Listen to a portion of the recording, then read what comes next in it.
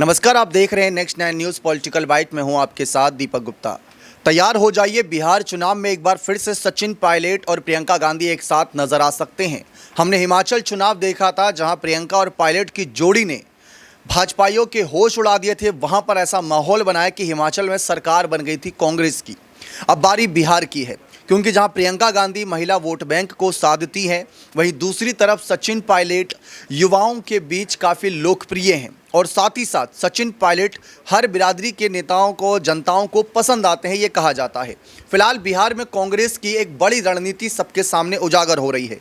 कहा जा रहा है कि बिहार चुनाव में काफ़ी वक्त है, लेकिन हाल ही में हमने देखा था कन्हैया कुमार की पद यात्रा का जब अंतिम दिन था तो सचिन पायलट को मुख्य अतिथि के रूप में बुलाया गया था और सचिन पायलट ने ये बात रखी थी कि अभी सीएम चेहरे पर कुछ भी फैसला नहीं है, भविष्य में इस पर बातचीत होगी जब चुनाव के नतीजे आ जाएंगे।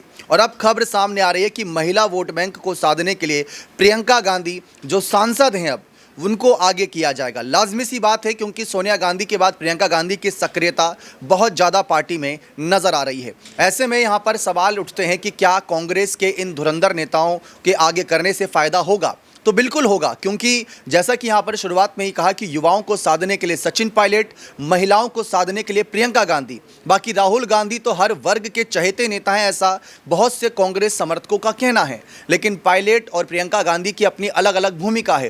कांग्रेस में अगर हम बात करें तो और भी दिग्गज नेता बिहार के दौरे पर जा रहे हैं, जिसमें हम कुछ बड़े नेताओं को जोड़ सकते हैं। लेकिन सचिन पायलट की हाल ही में मौजूदगी और अब प्रियंका गांधी का वहाँ पर आना जाना जो लगा रहने वाला है, वहाँ पर महिलाओं के बीच जो बात रखेंगी वो दिलचस्प रहेगा। क्योंकि आप देख रहे हैं आधी आबादी को साधने के लिए नीतीश कुमार लगातार कोई ना कोई बड़ा ऐलान करते हैं।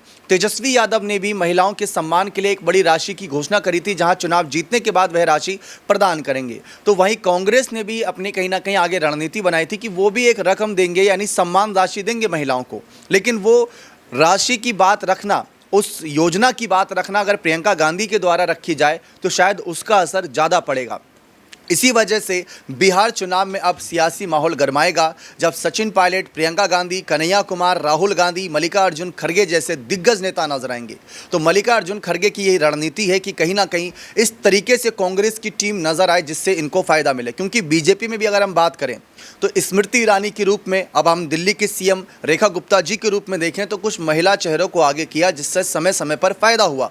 हर पार्टी में ऐसा कोई ना कोई बड़ा महिला चेहरा होता है जिससे फायदा होता है। ठीक उसी तरीके से कांग्रेस में प्रियंका गांधी का बढ़ता कद इस चीज़ का संकेत है कि कहीं ना कहीं फायदा हो सकता है। और सचिन पायलट को राजस्थान में भले ही उतनी बड़ी जिम्मेदारी ना दी गई हो, सीएम चेहरा अनाउंस ना किया गया हो, लेकिन बिहार और अन्य राज्यों में भेजना, वहां पर उनसे चुनावी सभाएं कराना, यात्राएं कराना, उनको रैलियों में शामिल करना, इस बात के सबूत है कि पायलट कहीं ना कहीं दमदार नेता हैं, जिसका विश्वास अब राहुल गांधी और मल्लिकार्जुन खड़गे भी कर रहे हैं। देखते हैं इसका असर बिहार चुनाव के नतीजों पर कितना पड़ेगा। बने रहें चैनल के साथ। बहुत बहुत शुक्रिया।